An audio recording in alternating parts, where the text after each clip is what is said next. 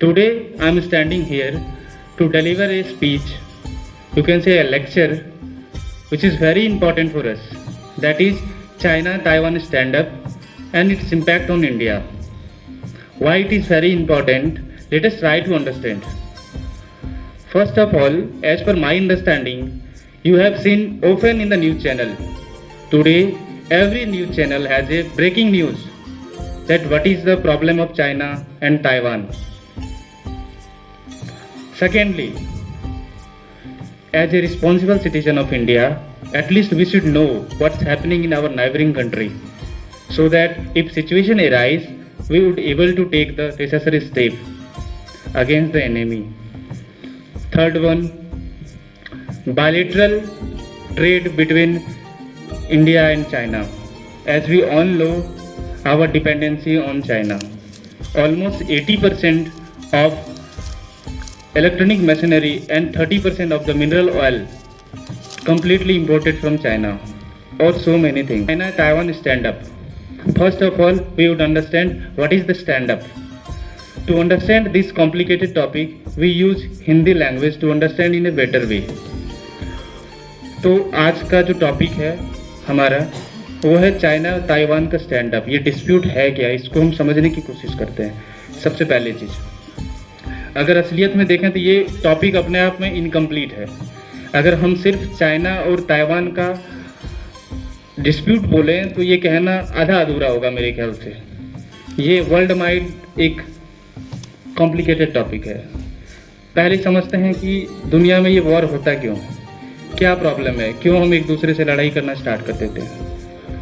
मेरे ख्याल से सब देश सब अपने आप को सुपर पावर बनाना चाहते हैं। यही रीज़न है आज यूक्रेन जो रसिया ने 150 साल पीछे भेज दिया। इसका वजह सिर्फ सिंपल सा लॉजिक है, रसिया एम्पायर बनाना चाहता है। अमेरिका का डिप्लोमेटिक युद्ध, सब एक दूसरे पे बस सिर्फ एक ही रीज़न होता है, सुपर पावर बनना। इसी बेसिस पे हम आज ताइवान का मुद्दा समझेंगे कि आखिर क्या रीज़न है, ताइवान के साथ इतना प्रॉब्लम हो क्यों रहा है। इसको ताइवान और चाइना का मुद्दा समझने के लिए इसके हिस्ट्री के बारे में जानते हैं थोड़ा। आज से 200 साल पहले ठीक उसी प्रकार जैसे इंडिया में मुगलों का शासन हुआ करता था, चाइना में क्यून डायनेस्टी का शासन हुआ करता था। मुगलों के हार के बाद जैसे इंडिया में जगह जगह टूटना स्टार्ट हो गया था, हमारा इंडिया पार्ट पार्ट में बंटना स्टार्ट हो गया था, ठीक उसी प्रकार चाइना में अलग अलग छोटे छोटे टुकड़े में पार्टियां बनना स्टार्ट हो गई थी। क्यों टूटा था?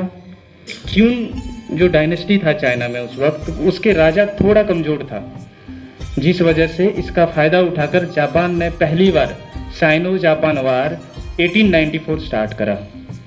साइनो जापान वार का क्या मतलब है? जैसे इंडिया में लोगों को हम इंडियन कहते हैं, ठीक उसी तरह चाइनीज लोगों को हम साइनो बोलते हैं। इसी तरह साइनो जापान वार पहला 1894 में स्टार्ट हुआ। इस वार से चाइना के कुछ पोर्शन को जापान ने हथिया लिया। वो पोर्शन पहला था जो आज हम कोरिया के नाम से जानते हैं, और दूसरा ताइवान था, एक छोटा सा आइसलैंड भी था। हमारे पास अगर मैप होता तो हम ज़्यादा अच्छे से समझ पाते, पर हम काम चलाते हैं। बेसिकली चाइना के दो पार्ट को जापान ने पहला साइनो जापान वार में हथिया लिया। रीजन क्या था? क्यून डायनेस्टी उस वक्त बड़ा डायनेस्टी था लेकिन कमजोर था, जापान ने उसका फायदा उठाया।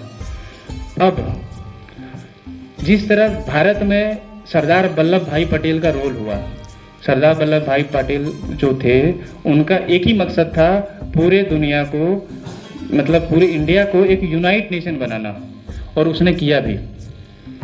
मुगलों के हारने के बाद कुछ हद तक अंग्रेजों ने प्रयास किया इंडिया को एक करने का, लेकिन उस अंग्रेजों के जाने के बाद सरदार वल्लभ भाई पटेल का रोल आया और उसने पूरे देश को एक बनाया, एक नेशन बनाया। ठीक उसी तरह चाइना में सन यात सेन नाम का एक बहुत बड़ा लीडर था, उसका भी उसी तरह का मकसद था कि चाइना को एक यूनिफाइड नेशन बनाए। उसका मकसद था कि पूरे चाइना में जो छोटे छोटे पार्टियों में बट चुका था उसको एक सिंगल पार्टी बनाए और चाइना में एक सिंगल पार्टी का राज हो। सन यात सेन इस मकसद और इस सपना को पूरा करने के लिए आगे बढ़े और एक बड़ा पार्टी का गठित किया। उस पार्टी का नाम था क्यूमिनतंग पार्टी, और ये उस वक्त का सबसे बड़ा पार्टी हुआ करता था। क्यूमिनतंग पार्टी का वही सपना था जो सन यात सेन का सपना था कि पूरे चाइना को एक यूनिफाइड नेशन बनाना। अब कुओमिंतांग पार्टी का स्थापना हो चुका था। उसके बाद ये कुछ हद तक अपने मकसद में कामयाब भी थे। ये जो कुओमिंतांग पार्टी था ये अपने मकसद में कामयाब भी था, कुछ एकीकृत किया था, लेकिन किसी कारणवश 1925 में सन यात सेन की मृत्यु हो जाती है। उसके मृत्यु होने के बाद अब रियल मुद्दा स्टार्ट होता है चाइना में, क्योंकि कुओमिंतांग पार्टी जो था वो दो भागों में बट चुका था। पहला जो था वो नेशनल पार्टी था और दूसरा जो था वो कम्युनिस्ट पार्टी था। नेशनल पार्टी को हम जनरली ब्लू कलर से आज जानते हैं और कम्युनिस्ट को रेड से जानते हैं। अब नेशनल पार्टी का जो लीडर थे उस वक्त चांग सेंग सेक थे और कम्युनिस्ट पार्टी के जो लीडर थे वो माओ जीलोंग था। ये दोनों का मकसद तो एक ही था, लेकिन इनका आइडियोलॉजी अलग अलग थे। इन दोनों का मकसद वही था जो सन यात सेन का था, यूनिफाइड नेशन, लेकिन इनका आइडियोलॉजी था अलग अलग। नेशनलिस्ट का आइडियोलॉजी था कि हम जो है पूरे चाइना पे राज करेंगे डेमोक्रेसी के विचारधारा पे, मतलब जनता के हक में बात करेंगे, उसके पावर का डिस्ट्रीब्यूशन होगा, बेसिकली डेमोक्रेसी को लेकर राज करना चाहता था चाइना पे। लेकिन एट द सेम टाइम जो कम्युनिस्ट पार्टी के लोग थे, जो दो भागों में बटा था, कम्युनिस्ट पार्टी का मानना था कि हम डिक्टेटर के विचारधारा पे चलेंगे, कम्युनिस्ट शासन होगा हमारा, हम तय करेंगे जनता को क्या मिलना है क्या नहीं मिलना है। इस दो आइडियोलॉजी होने की वजह से आपस में लड़ाई होना स्टार्ट हो गया और ये भयानक लड़ाई का रूप ले लिया। ये इतना भयानक का रूप लिया, आप इसका अंदाजा इस बात से लगा सकते हैं। चाइना में एक शहर है शंघाई शहर। शंघाई शहर में नेशनलिस्ट पार्टी के कुछ लोगों ने कम्युनिस्ट पार्टी पे भयानक अटैक किया।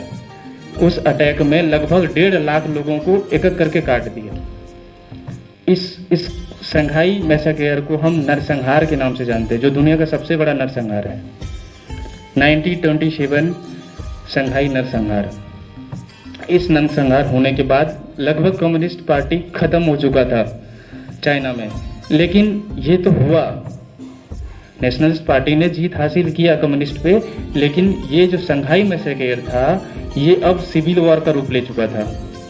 सिविल वॉर, इसको हम समझते हैं थोड़ा सरल शब्दों में कि सिविल वॉर है क्या। हम हिंदुस्तान की अगर बात करें तो यहाँ पे अगर स्पेशली नेशनल लेवल पे दो पार्टियां हैं हमारे पास, एक बीजेपी, दूसरा कांग्रेस।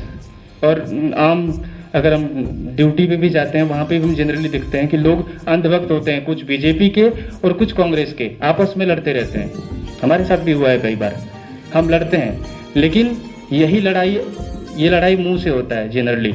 अगर ये लड़ाई जिस दिन गोलीबारी और हथियार से होना स्टार्ट हो जाए उसी दिन ये सिविल वॉर का रूप ले लेगा। यही चीज़ हुआ था वहाँ पे चाइना में। बेसिकली अगर इसे आपको समझना है तो बिहार अगर आप जाएंगे तो यहाँ रोज देखने को मिलता है बिहार में एक अलग अलग आइडियोलॉजी के पार्टी आपस में लड़ाई करते हैं, लेकिन बम से नहीं करते हैं। वो यहाँ पे बम से होना स्टार्ट हो गया था, बड़ा सिविल वॉर का रूप ले लिया था। आपस में लड़ाई कर रहे थे नेशनलिस्ट और कम्युनिस्ट के पार्टी चाइना में। इसका फिर से एक बार जापान ने फायदा उठाया और 1931 में एक बार फिर से साइनो चाइना वॉर छिड़ा उन्होंने, और चाइना के सबसे बड़ा शहर मंचूरिया पे अटैक किया। अटैक करने के बाद मंचूरिया पे जापान ने फिर से शासन स्टार्ट कर दिया। और वो शासन, एक बात आपको बता दूं मैं, जापान ने हमेशा से चाइना पे अत्याचार किया है, हमेशा से बहुत ही ज़्यादा अत्याचार किया है। चाइना जब मंचूरिया पे अटैक किया, मंचूरिया पे शासन करना स्टार्ट किया, इस बात का अंदाज़ा आप ऐसे लगा सकते हैं कि वहाँ के मंचूरिया जो था वहाँ पे चाइनीज़ लोग रहते थे। अब चाइनीज़ लोगों को इतना हक नहीं था कि वो अपना भाषा भी बोल सके। जो भी अपना भाषा बोलता था उसको मृत्यु का सजा दिया जाता था, उसको काट दिया जाता था, और एक डॉक्यूमेंट्री के अनुसार काट के कुत्तों को खिलाता था। मतलब बहुत ही ज़्यादा दुर्व्यवहार जापान ने हमेशा से किया है चाइना के साथ। अब यहाँ से एक कोइंसिडेंस आता है कह सकते हैं, या फिर जापान का बैड लक कह सकते हैं आप। ये बात थी 1931 की, लड़ाई चल ही रही थी। एक तरफ चाइना के मंचूरिया पे अटैक हो रखा था, मंचूरिया पे कब्जा कर लिया था, इधर कोरिया पे कब्जा हो रखा था, ताइवान पे कब्जा हो रखा था। जापान